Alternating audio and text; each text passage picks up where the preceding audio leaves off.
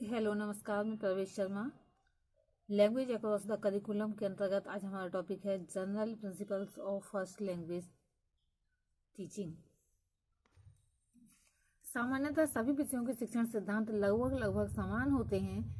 शिक्षण में बालकों की रुचियों, प्रवृत्तियों, व्यक्तिगत विभिन्नताओं, क्षमताओं आदि का ध्यान रखा जाता है। आधुनिक मनोविज्ञान शिक्षण में इन प्रवृत्तियों पर विशेष बल दिया जाता है। शिक्षण करते समय विषय पर बल दिया जाता है। शिक्षण के समय विषय एवं बालक दोनों का ही ध्यान रखा जाना आवश्यक हो जाता है, किंतु प्रथम भाषा के साथ एक और विशेषता जुड़ी रहती है कि बालक स्वयं ही अनुकरण द्वारा वातावरण से सीखना प्रारंभ कर देता है।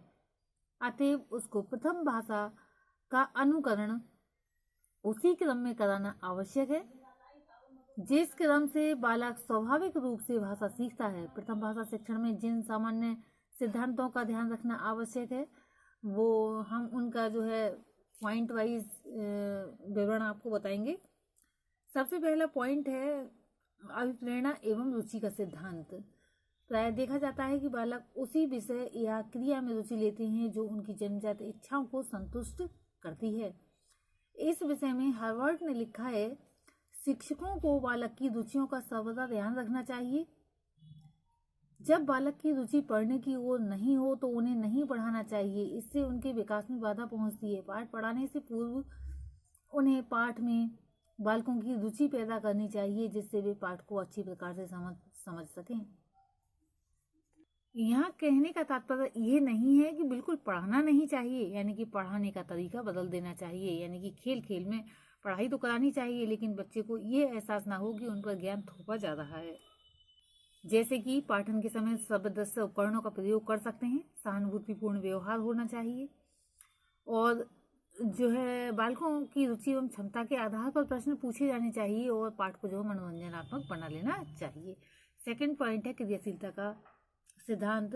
बालक क्रियाशील होता है, उन्हें करके सीखने में आनंद का अनुभव होता है। प्राय सभी शिक्षा शास्त्रियों ने इसमें फ्रोवेल, डीवी, गांधी, मोंटेसरी ईस्ट आदि मुख्य हैं, इस सिद्धांत पर बल दिया है। नेक्स्ट पॉइंट है हमारा जीवन समन्वय का सिद्धांत, अभ्यास का सिद्धांत। मनोवैज्ञानिकों का मानना है कि पाठ जितनी तेजी से बालक याद करते हैं उससे तीव्रता गति से विस्मृत करते हैं, यानी कि भूलते हैं। इसलिए थार्डाइक ने कहा है, भाषा एक कौशल है और इसका विकास अभ्यास पर ही निर्भर है। अभ्यास का क्रम टूट जाने पर भाषा पर अधिकार धीरे धीरे समाप्त हो जाता है। अभ्यास से ज्ञान में उत्तरोत्तर वृद्धि होती है। भाषा की ज्ञान वृद्धि के लिए अभ्यास, लगन, रुचि, निष्ठा एवं परिश्रम की आवश्यकता है। भाषा को बोलने एवं लिखने का निरंतर अभ्यास बालक की भाषा को सशक्त बनाता है, उसमें सरसता, सौष्ठव एवं माधुर्य लाता है। भावाभिव्यक्ति, व्याकरण, शब्दावली आदि अभ्यास पर ही निर्भर है। नेक्स्ट पॉइंट है जीवन समन्वय का सिद्धांत। प्रत्येक स्तर पर बच्चे का एक अपना संसार होता है और जैसे जैसे वे बड़े होते हैं वैसे वैसे अपने ढंग से एक नए संसार की कल्पना करने लगते हैं। मनोवैज्ञानिकों ने ये सिद्ध किया है कि बच्चे उन विषयों एवं क्रियाओं में अधिक रुचि लेते हैं जो उनके वास्तविक जीवन से संबंधित होती हैं। नेक्स्ट है हमारा निश्चित उद्देश्य एवं पाठ्य सामग्री का सिद्धांत। बच्चों का ज्ञान, कौशल, रुचि एवं अभिवृद्धि का विकास करना मुख्य उद्देश्य होता है। प्रत्येक उद्देश्य की प्राप्ति एक निश्चित अनुपात में होनी चाहिए। किसी उद्देश्य पर आवश्यकता से अधिक बल अथवा अधिक किसी को बिल्कुल छोड़ देना उचित नहीं है। कुछ निश्चित उद्देश्यों की प्राप्ति के लिए हमें पाठ्य सामग्री का चयन करना आवश्यक है। पाठ्य सामग्री की एक रूपरेखा होनी चाहिए, उसे स्थूल रूप देना शिक्षक का कार्य है। प्राथमिक स्तर पर बच्चों को वर्णनात्मक निबंध लिखना सिखाया जाए और उन निबंधों का क्या स्तर हो ये अध्यापक को स्वयं निश्चित करना चाहिए। नेक्स्ट है हमारा वैयक्तिक भिन्नता का सिद्धांत। मनोविज्ञान व्यक्तिगत भिन्नता के आधार पर शिक्षण देना चाहता है। सभी प्रगतिशील शिक्षा शास्त्रियों ने व्यक्तिगत विभिन्नता के सिद्धांत पर बल दिया है। एक ही कक्षा के छात्रों में व्यक्तिगत विभिन्नताएं होती हैं। कोई छात्र शुद्धोच्चारण नहीं करता तो किसी का लेख स्पष्ट नहीं होता, किसी का वाचन ठीक नहीं होता, किसी का लेख अशुद्ध है, कोई मौन पाठ नहीं कर पाता और कोई कई बार याद करने पर भी भूल जाता है। इसलिए अध्यापक को इन सब की व्यक्तिगत विभिन्नताओं का ध्यान रखना चाहिए। इस सिद्धांत के आधार पर ही शिक्षण कार्य किया जाना चाहिए। नेक्स्ट है हमारा अनुपात क्रम का सिद्धांत। अध्यापक भाषा सिखाने के लिए पाठ्य पुस्तक के 1-2 पृष्ठ पढ़ाने, व्याकरण के नियम बताने और कार्य रचना देने के अतिरिक्त अपना कर्तव्य और कुछ भी कई बार नहीं समझता है तो परिणामतः भाषा के सभी अंगों की शिक्षा अधूरी रह जाती है। अतः भाषा सिखाने के केवल व्यवहारिक उद्देश्य ही नहीं होने चाहिए, बल्कि बोलकर समझाने, लिखकर समझाने और सुनकर समझाने तथा पढ़कर समझाने की आवश्यकता होती है। नेक्स्ट है जीवन एवं अनुभवों से संबंध का सिद्धांत।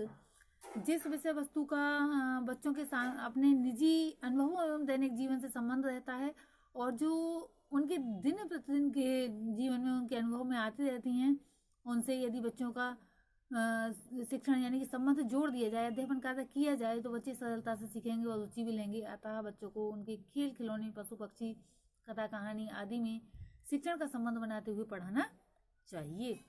नेक्स्ट है हमारा अनुकरण का सिद्धांत।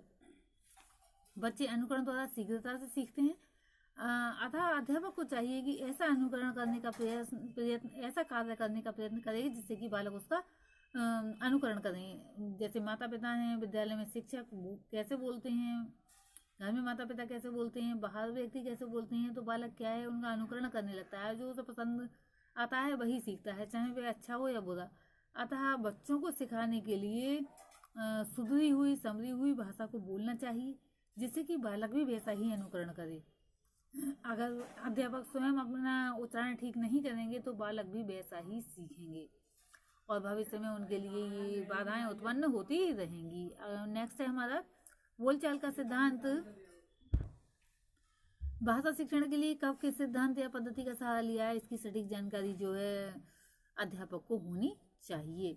नेक्स्ट है हमारा बाल केंद्रिता का सिद्धांत। चयन का सिद्धांत हो गया, बोलचाल का सिद्धांत हो गया। तो बाल केंद्रिता का सिद्धांत, भाषा शिक्षण के समय इस बात पर पर्याप्त ध्यान देना चाहिए कि शिक्षण का केंद्र बालक है। अध्यापन के समय इतना आत्मविरोध नहीं होना चाहिए कि बालक विस्मृत हो जाए, क्योंकि स्वयं को केंद्र मान लेगा अध्यापक तो बालक कुछ नहीं सीख पाएगा। इसलिए भाषा शिक्षण का केंद्र बालक ही हो।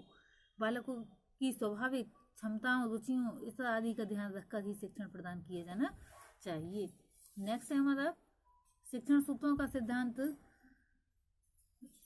शिक्षण के कुछ सामान्य सूत्र हैं। सरल से कठिन की ओर, ज्ञात से अज्ञात की ओर, मूर्त से अमूर्त की ओर, विशिष्ट से सामान्य की ओर, विश्लेषण से संश्लेषण की ओर आदि। शिक्षण में इन सूत्रों का आधार और पालन करने में शिक्षण अधिक प्रभावकारी सिद्ध होता है। नेक्स्ट है हमारा साहचर्य का सिद्धांत। बच्चे दूसरों को सुनकर बोलना तो सीखते हैं, परंतु सीखे गए शब्दों को समझने के लिए साहचर्य अत्यंत आवश्यक है। नेक्स्ट पॉइंट है हमारा आवृत्ति का सिद्धांत।